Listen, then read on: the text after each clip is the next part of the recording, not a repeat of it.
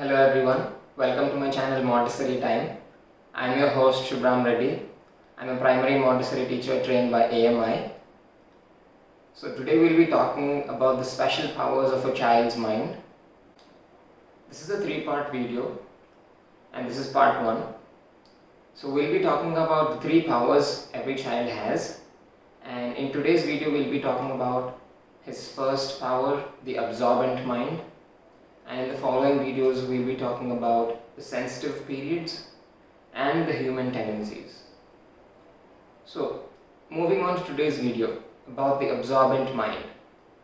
What is the absorbent mind?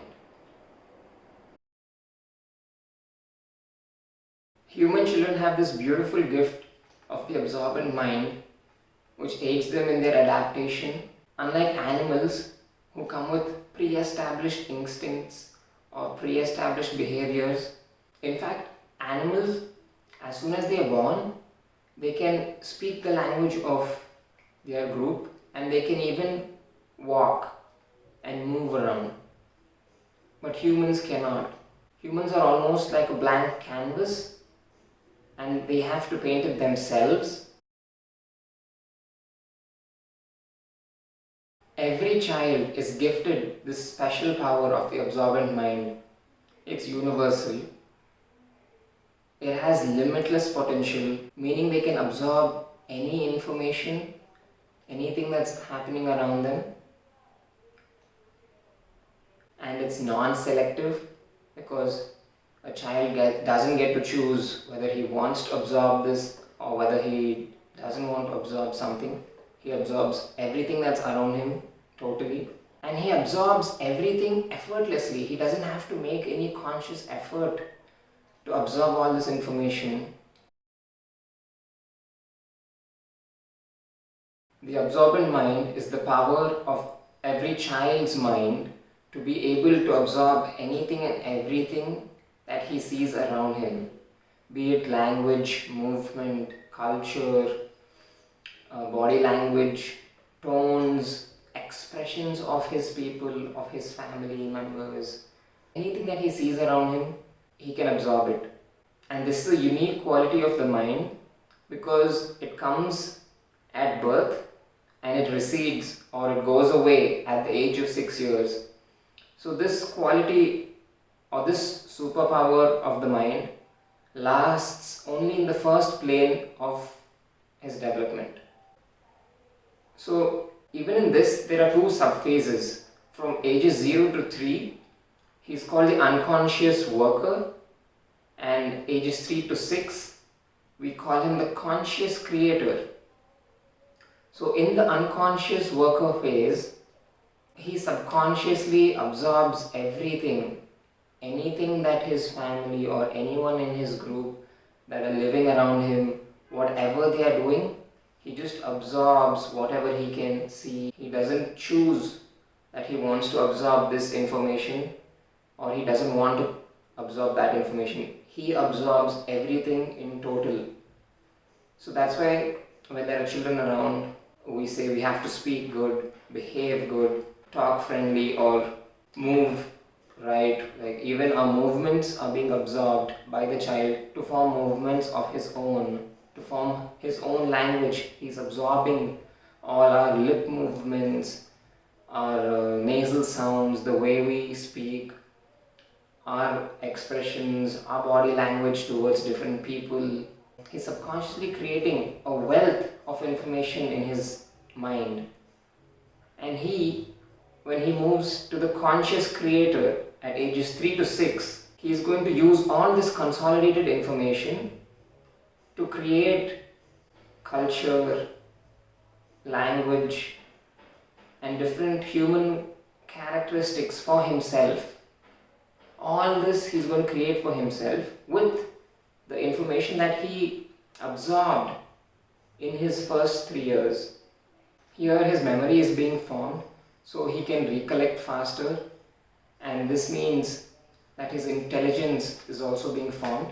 He also works towards making inward and outward choices at this phase. He would have developed a will by now, and at the same time he is absorbing more information from the 3 to 6 years, but this time he's using it to build his human characteristics, which will aid him in his adaptation, which will help him become a part of his family. And he's also looking at the wider picture now. He wants to move away from the family, he wants a wider social group. He has friends in his school or in his apartments, and now he is also introduced to his relatives.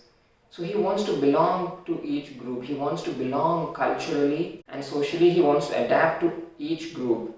So his absorbent mind is going to play a key role in helping him absorb all this information so that he can consolidate it, classify it, and make use of it for his development.